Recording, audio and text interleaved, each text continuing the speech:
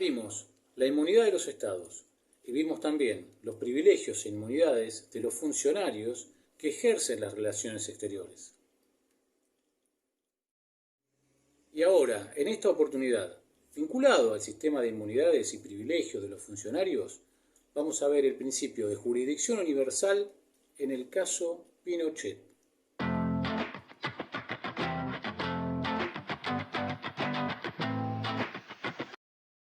Históricamente, en el ámbito del derecho internacional no había instrumentos jurídicos punitivos para hacer frente a las atrocidades de las guerras o de los regímenes totalitarios. A partir de la finalización de la Segunda Guerra Mundial, hubo un cambio de paradigma, surge así un reconocimiento e interés de la comunidad internacional en la protección de los derechos humanos. Sin embargo, ello no impidió el genocidio, la desaparición forzada de personas, la tortura y los crímenes de guerra. Es a finales del siglo XX que se produce lo que Baltasar Garzón llama universalización de las víctimas, pues los crímenes trascenderán el ámbito interno de un país. Paralelamente a estos acontecimientos, se fue desarrollando el principio de jurisdicción universal. Definamos en primer lugar qué es la jurisdicción. El término jurisdicción deriva del latín iuris dicere, que significa decir el derecho, por ende jurisdicción es el poder de decir el derecho. Frente a los hechos que configuran delitos, los estados despliegan su poder jurisdiccional en base al principio de territorialidad, esto es cuando el hecho ilícito se comete dentro de su territorio, o en lugares o cosas donde ejerce su jurisdicción. El principio de territorialidad es la regla general que fijan los estados para determinar la jurisdicción penal, es decir, la aplicación de la ley penal, fijando la competencia de los jueces locales. El principio de jurisdicción universal o justicia universal. Este principio determina la obligación de investigar y en su caso enjuiciar, por parte de los tribunales internos que lo reconozcan, crímenes internacionales en nombre de la comunidad internacional con independencia del lugar donde se hayan cometido, la nacionalidad del sospechoso, de las víctimas o la existencia de cualquier otro vínculo de conexión con el Estado que ejerza esta jurisdicción. Se fundamenta en la aplicación del derecho penal interno e internacional, siempre que los hechos no hayan sido juzgados en otro tribunal nacional o internacional competente o, en caso de haber sido enjuiciados, no se hubiera respetado el derecho al debido proceso con arreglo a los estándares internacionales. La finalidad del principio consiste en perseguir aquellas infracciones que normalmente proceden de acuerdos internacionales y que lesionan bienes jurídicos de carácter internacional o universal reconocidos por la comunidad internacional, convirtiéndose en auténticos delitos societas generis humani. Frente a la inacción de los estados donde se cometió el crimen o su falta de capacidad para iniciar o continuar la instrucción, es donde comienza a jugar este principio, buscando como fin último evitar la impunidad de sus ejecutores o autores. Vinculado a este principio, uno de los casos de mayor trascendencia fue el caso Pinochet. Nosotros nos detendremos particularmente en los argumentos esgrimidos por la defensa de Pinochet para intentar evadirse de la justicia española, teniendo en especial atención su supuesto estatus diplomático, inmunidad, pasaporte diplomático, como ex jefe de Estado, de gobierno y senador vitalicio, que otorga la Convención de Viena sobre Relaciones Diplomáticas de 1961.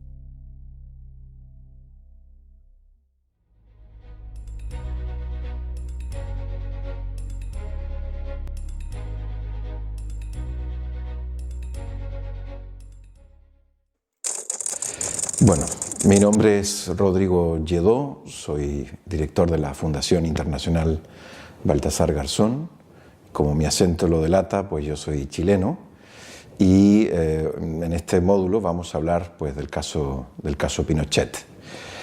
El caso Pinochet tiene lugar en el año 1988 y es un año importante porque junto con el caso Pinochet también ese año se adoptó el Estatuto de Roma de la Corte Penal Internacional. Por tanto, bueno, en realidad esto fue primero, ¿no? Primero fue en julio de ese año se adopta el Estatuto de la Corte, cuando todo el mundo entonces miraba hacia la Corte, pues para sorpresa de todos, Pinochet es detenido en Londres por una orden de la justicia española, particularmente por una orden de quien entonces era titular del Juzgado Central de Instrucción número 5, Baltasar Garzón. La causa, en realidad hay que remontarse un poco más atrás, ¿no? La causa se inicia 2 años antes, en 1996. Primero se inicia la causa por la dictadura argentina. Se iban a cumplir 20 años desde el golpe de Estado en Argentina y por tanto se interpone esta causa aquí, en la jurisdicción española, para evitar una eventual prescripción. Es verdad que estos tipos de crímenes no prescriben, pero de todas maneras, para evitar cualquier discusión al respecto, pues se interpuso entonces poco antes de que se cumplieran los 20 años esta causa aquí en España, en virtud del principio de jurisdicción universal. Y entonces, meses después, se interpone también una denuncia que le interponen ambas, la Unión Progresista de Fiscales, por la dictadura chilena, por el caso Pinochet, digamos, ahí empieza, ¿no? Y pues allí se cumplían 20 años, o estaban por cumplirse 20 años, del asesinato de Carmelo Soria. Carmelo Soria era pues chileno y español, ¿no? Trabajaba en la CEPAL, ¿no? Y entonces querían que esto se investigara y se abrió entonces, por tanto, esta causa aquí, también evitando de esa manera la prescripción. Pues ambas causas avanzaron. La causa de Argentina estaba en el Juzgado Central de Instrucción número 5 a cargo de Baltasar Garzón, pero la causa de Chile estaba en el Juzgado Central de Instrucción número 6, que es el otro juzgado, a cargo de otro juez, el juez García Castellón. Y ambas causas pues avanzaban a su ritmo, con entrevistas a víctimas, declaraciones de víctimas, etc. Y cuando todo el mundo pensaba que esto podía ser una cosa más o menos testimonial, pues viene la detención de Pinochet en Londres. ¿Cómo se fragúa esto? Pues se sabe que Pinochet ha viajado a Londres a una serie de actividades. Por ahí se piensa que también estaban vinculadas con venta de armas y ese tipo de cosas. Pinochet en ese entonces ya no era presidente, tampoco era comandante en jefe del ejército, sino que era senador vitalicio. Y entonces en esa condición viaja con un pasaporte que supuestamente le confería inmunidad diplomática. Pinochet se siente un poco mal, decide operarse de la espalda, tenía alguna dificultad allí, entonces se opera y entonces llega esta comunicación a oídos de Joan Garcés, que era abogado en la causa, ejercía la acusación tanto particular como popular. Y entonces él ve la posibilidad, que esta es una buena oportunidad para interrogar a Pinochet. La idea original era solamente interrogarlo, preguntándole por las víctimas y a ver qué tenía que decir, ¿no? Entonces, la solicitud de interrogatorio se interpone tanto en la causa del Juzgado Central de Instrucción número 6, que era la causa chilena, como en la causa que llevaba Baltasar, que era el Juzgado Central número 5, que era de Argentina. ¿Por qué? Porque allí había una pieza separada sobre el operativo Cóndor, y era el operativo Cóndor el que vinculaba de alguna manera a ambas causas. La petición en el Juzgado número 6, la causa de Chile, pues no prosperó, avanzó muy lento. Sin embargo, en el Juzgado Central número 5 pues avanzó bastante rápido, y allí pues es central también la actitud que tuvo un diplomático, que hay que nombrarlo, porque le debemos en gran medida a él esto que sucedió. Se llama John Dewey, y él pues tuvo un rol central, porque él tenía ya una relación con Baltasar a propósito de la cooperación que tenía que existir entre el Reino Unido y España en casos de narcotráfico en el Peñón de Gibraltar. Y a propósito de eso, pues entonces se genera una relación fluida entre este diplomático y el Juzgado Central de Instrucción número 5, y entonces es este señor el que facilita un poco las cosas. La primera solicitud de interrogatorio pues fue devuelta por Scotland Yard, con una contestación un poco insolente, como diciéndole: ¿usted qué se mete aquí?, ¿no? Entonces John Dewey se percata de esto y intercede para que se le responda apropiadamente, y entonces Scotland Yard le dice: perfecto, usted tiene que aportar más antecedentes y tiene que solicitar formalmente esta petición de interrogatorio, y así se hace. Y bueno, pues este interrogatorio está pendiente de resolver y hasta que se sabe que Pinochet, días después, ¿no? Esto sucede en cosas de días, ¿no? Días después se sabe que Pinochet va a abandonar el país, ya su operación fue exitosa y entonces se tiene que devolver a Chile. Y entonces es Baltasar expuesto en antecedentes respecto de esto, ¿no? Ahí se le dice, mire, la persona de su interés va a abandonar el país mañana. Entonces el interrogatorio no va a ser posible, a menos que usted pida la detención. Y entonces son los momentos claves, ¿no? Donde hay que pensar si esto se sigue adelante o se deja hasta allí. Y pues consecuente, digamos, con la evidencia que existía y con la importancia de un caso así, pues se decidió entonces solicitar la detención preventiva de Pinochet con miras a una eventual posterior solicitud de extradición. Y así pues entonces es como se cursa esta orden y Pinochet es detenido esa misma noche. Bueno, al día siguiente pues ya esto sale en la prensa, en fin, un impacto mundial y luego pues se rectifica esta solicitud de detención y tiempo después se formaliza una petición de extradición. Y allí el caso entonces empieza a jugar tanto en el Reino Unido como en España, ¿no? O sea, hay una tramitación en paralelo, suceden cosas allá y suceden cosas acá, que es quizá a veces un poco complejo de seguir el orden cronológico sin alterar el recorrido procesal de cada institución. Pero lo central es que entonces se pide la detención preventiva primero y entonces allí se interpone por parte de los abogados de Pinochet un habeas corpus, ¿no? Un recurso de amparo. Es importante señalar que el gobierno chileno de aquella época, integrado por personas incluso que habían sido víctimas de Pinochet, se volcaron de lleno en la devolución de Pinochet, ¿no? En la no extradición de Pinochet, su liberación y regreso al país, sin ofrecer a cambio juzgarlo, ¿no?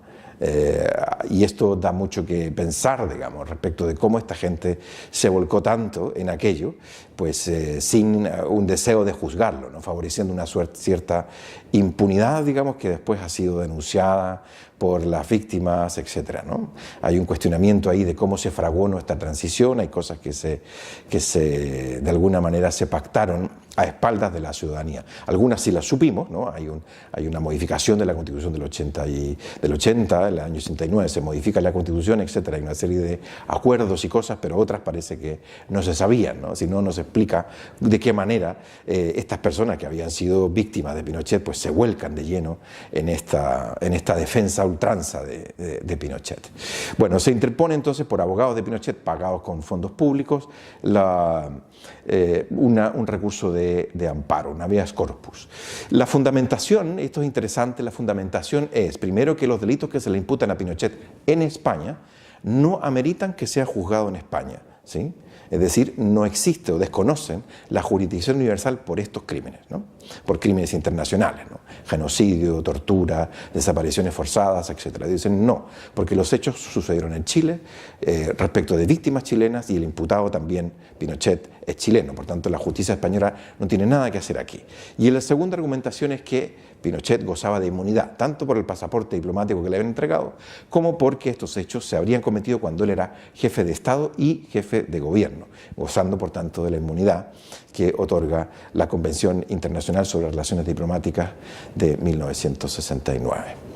Pues bien, esta argumentación en principio fue acogida por la High Court, ¿sí? en Londres, y en principio entonces se acogió y se dispuso la liberación de Pinochet. Sin embargo, sabiendo que probablemente si se daba la libertad se iría del país inmediatamente, y se preveía, porque así se anunció también por los abogados que estaban por la extradición, ¿no? Básicamente el Reino de España tenía un abogado allá que era Alun Jones, Baltasar tenía un abogado en el Reino Unido, y él entonces anunció que él apelaría, ¿no? Apelaría de esta decisión.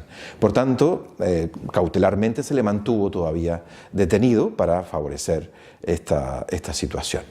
Entonces lo que ocurre a partir de allí es que se hace la apelación, y en la apelación pues estos argumentos de Baltasar en conjunto con Allard Jones, que era el abogado del Reino de España, que bregaba por la extradición, pues hacen varios argumentos, pero básicamente el argumento central era que la inmunidad de jefe de Estado y de Gobierno pues reconoce límites, y esos límites están reconocidos en el Estatuto del Tribunal de Nuremberg, ¿sí?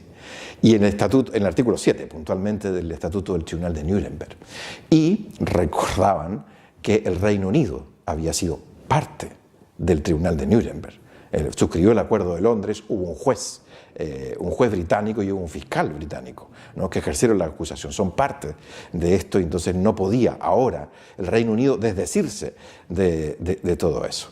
Bueno, esto va a la High Court, ¿sí?, a la Alta Corte, perdón, aquí me equivoqué. Esto va a la Cámara de los Lores, ¿no?, a la Cámara de los Lores, ¿sí?, the House of Lords.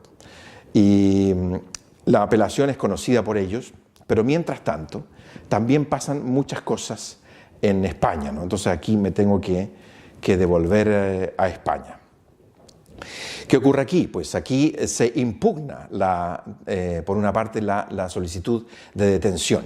La Fiscalía está totalmente en contra, ¿no? En ese momento gobernaba en España el Partido Popular, que es un partido más bien de corte conservador, y por tanto no veía con buenos ojos que se extraditara Pinochet a España y que España de alguna manera se transformara en un gran justiciero global, universal, ¿no? Por tanto, pues el fiscal nombrado para este caso, que era cercano, digamos, a estas posiciones conservadoras, pues empieza entonces a solicitar la nulidad de la solicitud de detención de Pinochet. Luego, cuando se cursa la extradición, pues también hay dificultades allí bueno, finalmente son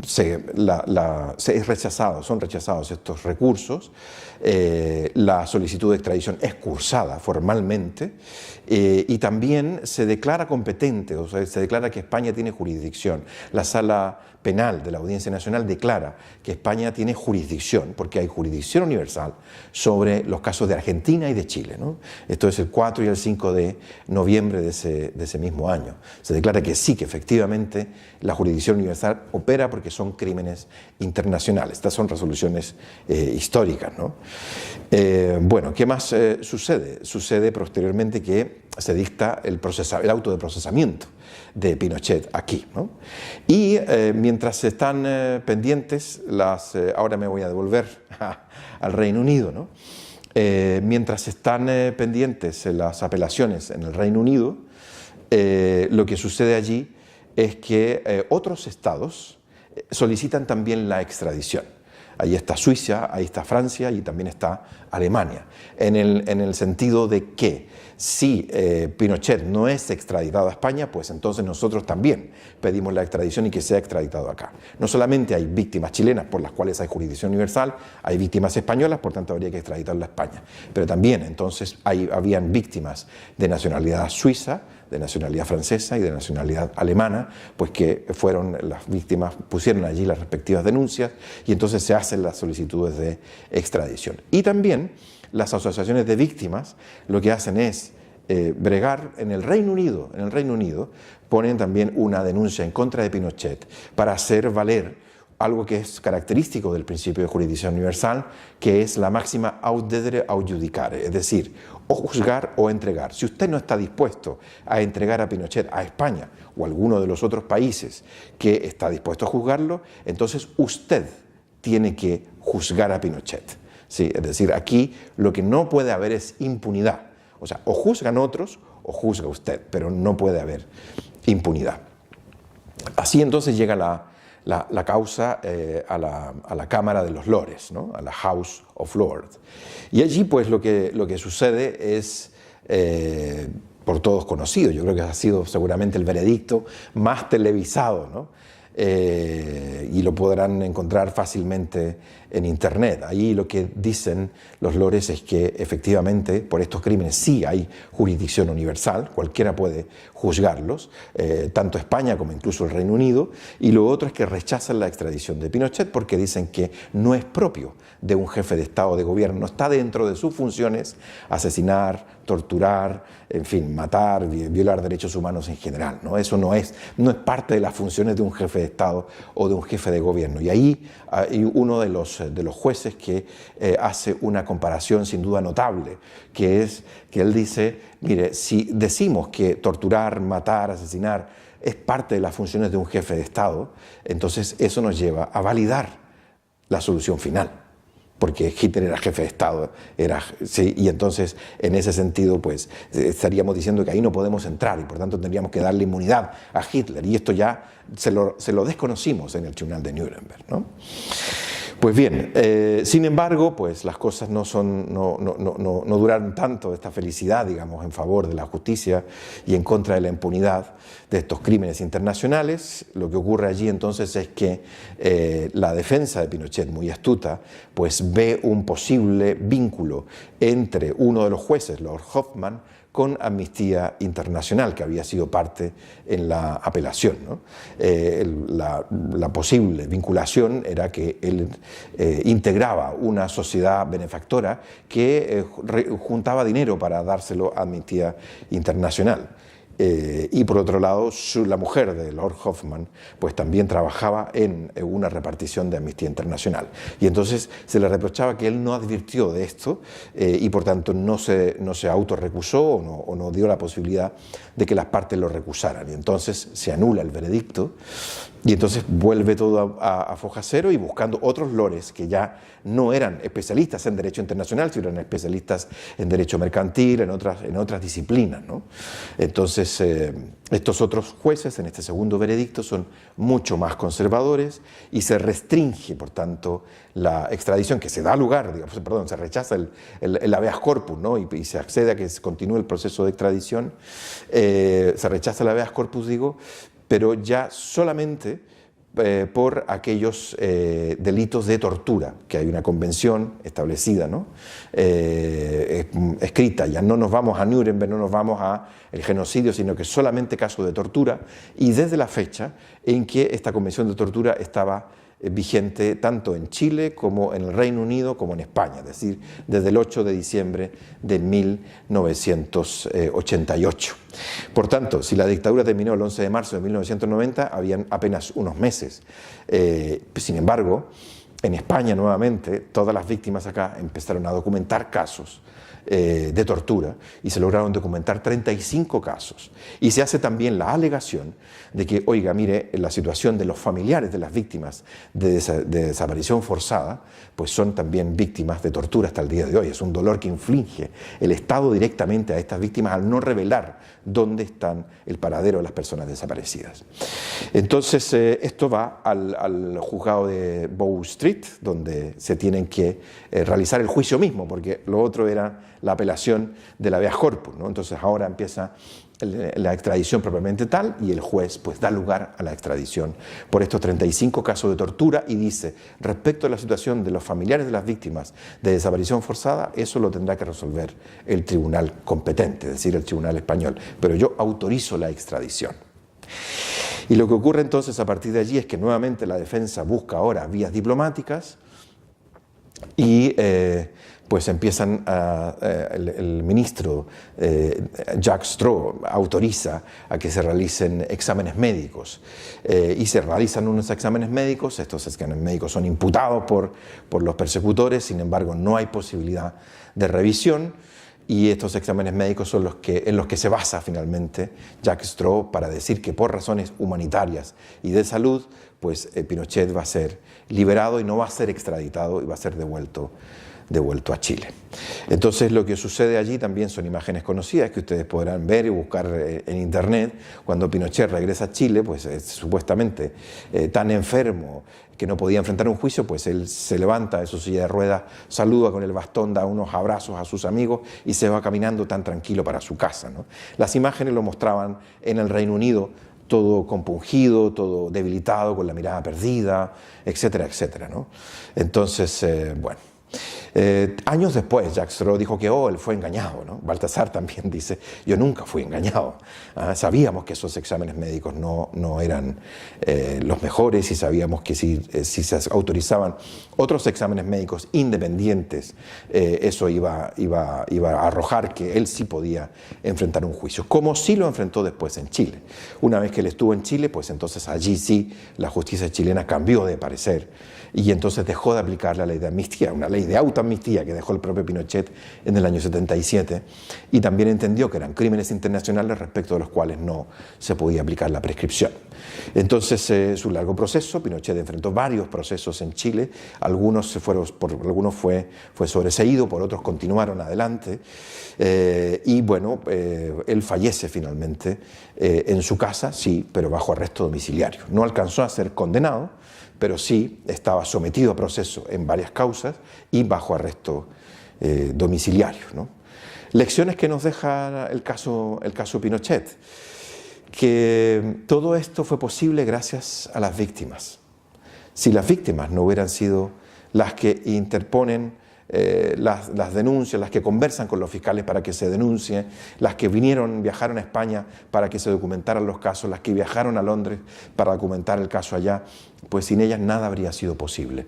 Y gracias a las víctimas en Chile, que también bregaron porque se hiciera justicia en Chile, pues así pudo avanzar también el caso Pinochet allá.